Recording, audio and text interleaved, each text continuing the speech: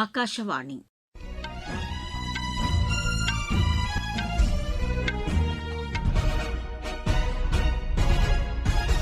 செய்திகள் வாசிப்பவர் சித்ரா பாலசுப்ரமணியன்.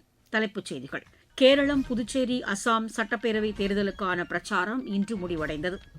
மகளிருக்கான அதிகாரத்தை உறுதி செய்ய உயர் முன்னுரிமை அளிக்கப்படுவதாக பிரதமர் திரு நரேந்திர மோடி தெரிவித்துள்ளார். ஆப்பிரிக்க நாடுகளுடனான வர்த்தகம், முதலீடு மற்றும் கடனுதவி குறித்து வெளியுறவுத்துறை அமைச்சர் டாக்டர் ஜெய்சங்கர் இன்று ஆலோசனை நடத்தினார்.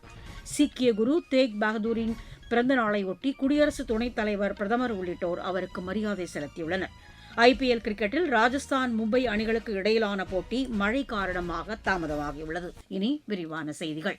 கேரளம், புதுச்சேரி, அசாம் சட்டப்பேரவைத் தேர்தலுக்கான பிரச்சாரம் இன்று முடிவடைந்தது. பொதுக்கூட்டம், பேரணி மற்றும் மின்னணு ஊடகங்கள் மூலமாகவோ சமூக ஊடகங்கள் மூலமாகவோ பிரச்சாரம் மேற்கொள்வது முற்றிலும் தடை செய்யப்பட்டுள்ளது. இந்த காலகட்டத்தில் கருத்து கணிப்புகள் வெளியிடுவதற்கும் தேர்தல் ஆணையம் தடை விதித்துள்ளது.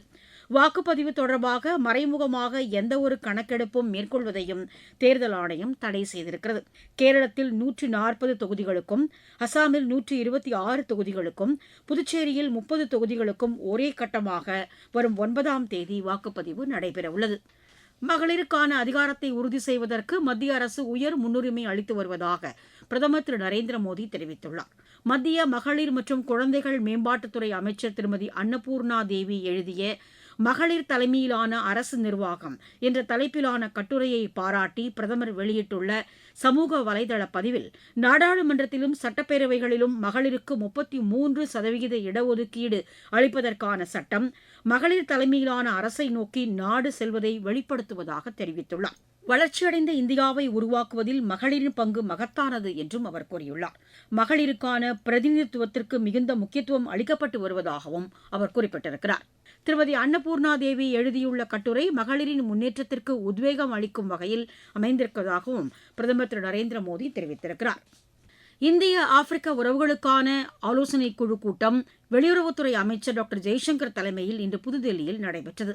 ஆப்பிரிக்க நாடுகளுடனான வர்த்தகம், முதலீடு மற்றும் அந்நாடுகளுக்கான கடனுதவி, மானியம் உள்ளிட்டவை குறித்து இக்கூட்டத்தில் விரிவாக விவாதிக்கப்பட்டது. கல்வி, திறன் மேம்பாடு, பாதுகாப்பு மற்றும் மண்டல அளவிலான ஒத்துழைப்பு உள்ளிட்டவை குறித்தும் இதில் விரிவாக விவாதிக்கப்பட்டது. இக்கூட்டத்திற்கு பின் இதுகுறித்து சமூக வலைதளத்தில் பதிவிட்டுள்ள டாக்டர் ஜெய்சங்கர், இந்தியாவுக்கும் ஆப்பிரிக்காவுக்கும் இடையிலான நீண்டகால உறவுகள் குறித்தும் மக்களுக்கு இடையிலான தொடர்புகள் குறித்தும் விவாதிக்கப்பட்டதாக தெரிவித்திருக்கிறார்.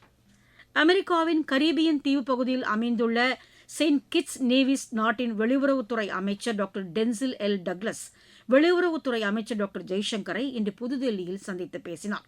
இது தொடர்பாக அவர் வெளியிட்டுள்ள சமூக வலைதள பதிவில், மருத்துவத்துறையில் ஒத்துழைப்பு, மின்னணு தொழில்நுட்பம், பேரிடர் மீட்பு நடவடிக்கைகள் ஆகியவற்றில் இரு நாடுகளுக்கு இடையிலான ஒத்துழைப்பை வலுப்படுத்துவது குறித்து ஆலோசிக்கப்பட்டதாக தெரிவித்திருக்கிறார்.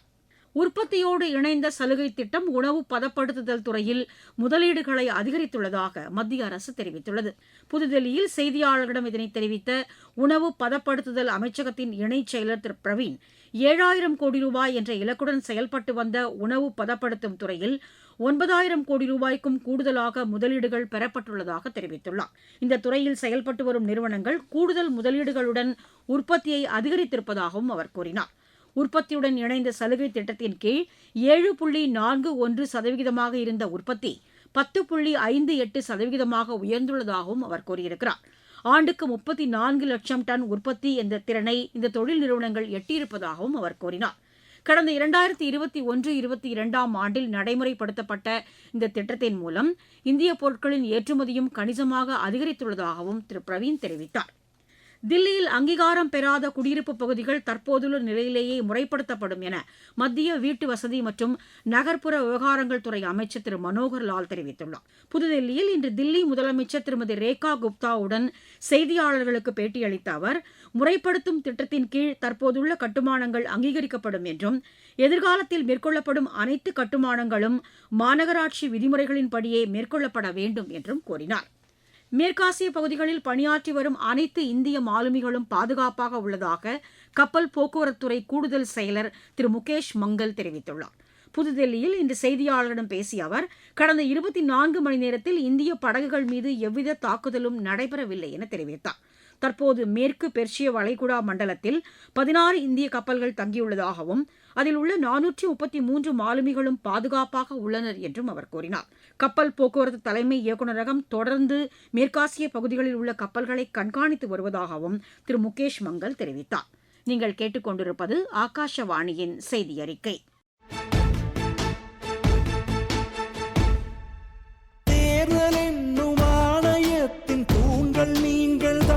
மானுட சேவையாற்ற வழிவகுக்கும் புரட்சி நீங்கள்தான். அரசு என்னும் எந்திரத்தின் இதயம் நீங்கள்தான். நிறுவும் ஆட்சி என்னும் கிழக்கில் தோன்றும் உதயம் நீங்கள்தான்.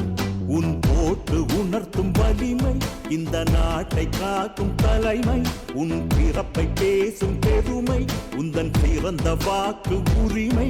ஒரு புதிய உலகை படைக்க உனக்கு வாசல் திறந்திருக்கு. எழுந்து வா, வாழும் வாழ்வை வெல்ல தீர்ப்பு சொல்ல கருப்பு மைய நெருப்பு ஆயுதம்.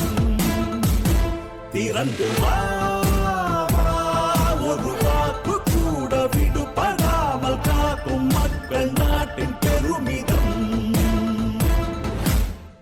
சீக்கிய குரு தேக் பகதூரின் பிறந்த நாளான பிரகாஷ் புரபை ஒட்டி குடியரசு துணைத் தலைவர், பிரதமர் உள்ளிட்டோர் அவருக்கு மரியாதை செலுத்தினர். குடியரசு துணைத் தலைவர் திரு சி பி ராதாகிருஷ்ணன் வெளியிட்டுள்ள செய்தியில், குரு தேக் பகதூரின் போதனைகள் சமூகத்தில் நீதி, நல்லிணக்கத்திற்கு எடுத்துக்காட்டாக இருப்பதாக தெரிவித்துள்ளார். பிரதமர் திரு நரேந்திர மோடி வெளியிட்டுள்ள சமூக வலைதள பதிவில், நாட்டின் ஆன்மீக கலாச்சார பாரம்பரியத்தின் குரு தேக் பகதூர் முக்கிய பங்கு வகித்ததாக தெரிவித்துள்ளார்.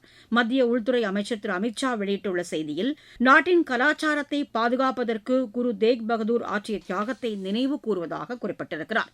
தமிழகத்தில் திமுக அரசு பெண்களுக்கான நலத்திட்டங்களையும் கல்வி வளர்ச்சிக்கான திட்டங்களையும் செயல்படுத்தியுள்ளதாக தமிழ்நாடு காங்கிரஸ் கமிட்டி தலைவர் திரு செல்வ பெருந்தகை தெரிவித்துள்ளார். காஞ்சிபுரம் மாவட்டம் ஸ்ரீபெரும்புதூரில் தேர்தல் பிரச்சாரம் மேற்கொண்ட அவர், மாநிலம் தொடர்ந்து வளர்ச்சிப் பாதையில் செல்ல தங்கள் கூட்டணி வேட்பாளர்களுக்கு வரும் சட்டப்பேரவைத் தேர்தலில் மக்கள் வாக்களிக்க வேண்டும் என கேட்டுக் கொண்டார்.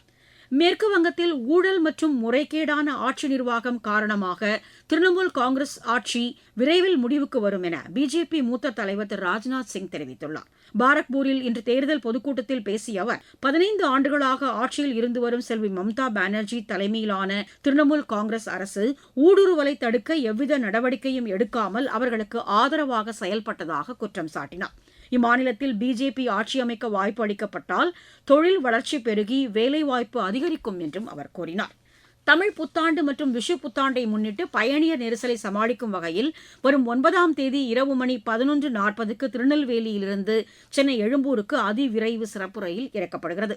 மறுமார்க்கத்தில் 10ஆம் தேதி நண்பகல் 12:30 மணிக்கு சென்னை எழும்பூரிலிருந்து இந்த ரயில் புறப்படும் என தெற்கு ரயில்வே அறிவித்துள்ளது. கோடைக்கால பயணியர் நெரிசலை குறைக்கும் நோக்கில் கோவை ஜெய்ப்பூர் இடையே வாராந்திர சிறப்பு ரயில்கள் இயக்கப்பட உள்ளன. மணிப்பூர் பிஷ்ணுபூர் மாவட்டத்தில் நேற்றிரவு குண்டுவெடித்ததில் 2 குழந்தைகள் உயிரிழந்ததை அடுத்து 5 பள்ளத்தாக்கு மாவட்டங்களில் மக்கள் போராட்டத்தில் ஈடுபட்டனர். நேற்றிரவு பள்ளத்தாக்கு பகுதியில் அமைந்துள்ள ட்ரோங்கோலிபாய் கிராமத்தில் சக்தி வாய்ந்த குண்டுவெடித்ததில் சம்பவ இடத்திலேயே 2 குழந்தைகள் உயிரிழந்தனர். அவர்களின் தாய் இம்பாலில் உள்ள மருத்துவமனைக்கு கொண்டு செல்லப்பட்டார். விளையாட்டுச் செய்திகள். ஐபிஎல் கிரிக்கெட் போட்டியில் ராஜஸ்தான் அணி மும்பை அணியை எதிர்கொள்கிறது. குவஹாத்தியில் இன்று நடைபெறவுள்ள இப்போட்டி மழை காரணமாக தாமதமாகியுள்ளது. ஆசிய குத்துச்சண்டை சாம்பியன் போட்டியில் இந்தியாவின் ஜெஸ்மின் இறுதியாட்டத்திற்கு முன்னேறியுள்ளார். மங்கோலியாவின் உலான் பேட்டரில் நடைபெற்று வரும் இப்போட்டியின் மகளிர் 57 கிலோ எடை பிரிவு அரையிறுதி ஆட்டத்தில் அவர் 3-2 என்ற புள்ளிக்கணக்கில் உஸ்பெகிஸ்தானின் நிஜினா உட்கொடுமாவை வென்றார். ஆடவர் 50 கிலோ எடை பிரிவில் விஸ்வநாத் சுரேஷ் 5-0 என்ற புள்ளிக்கணக்கில் ஜோர்டானின் ஹுதைஃபா ஹெய்ஷை வென்றார். ஆசியா ஓஷியானா பாரா பல்தூக்கும் சாம்பியன் போட்டியில் இந்தியாவின் ஜஸ்பிரீத் கவுர் வெண்கலப் பதக்கம் வென்றார். மீண்டும் தலைப்புச் செய்திகள். கேரளம், புதுச்சேரி, அசாம் சட்டப்பேரவை தேர்தலுக்கான பிரச்சாரம் இன்று முடிவடைந்தது. மகளிருக்கான அதிகாரத்தை உறுதி செய்ய உயர் முன்னுரிமை அளிக்கப்படுவதாக பிரதமர் திரு நரேந்திர மோடி தெரிவித்துள்ளார். ஆப்பிரிக்க நாடுகளுடனான வர்த்தகம், முதலீடு மற்றும் கடனுதவி குறித்து வெளியுறவுத்துறை அமைச்சர் டாக்டர் ஜெய்சங்கர் இன்று ஆலோசனை நடத்தினார். சீக்கிய குரு தேக் பகதூரின் பிறந்த நாளை ஒட்டி குடியரசு துணைத் தலைவர், பிரதமர் உள்ளிட்டோர் அவருக்கு மரியாதை செலுத்தியுள்ளனர். ஐபிஎல் கிரிக்கெட்டில் ராஜஸ்தான், மும்பை அணிகளுக்கு இடையிலான போட்டி மழை காரணமாக தாமதமாகியுள்ளது. செய்தி அறிக்கை நிறைவு பெற்றது.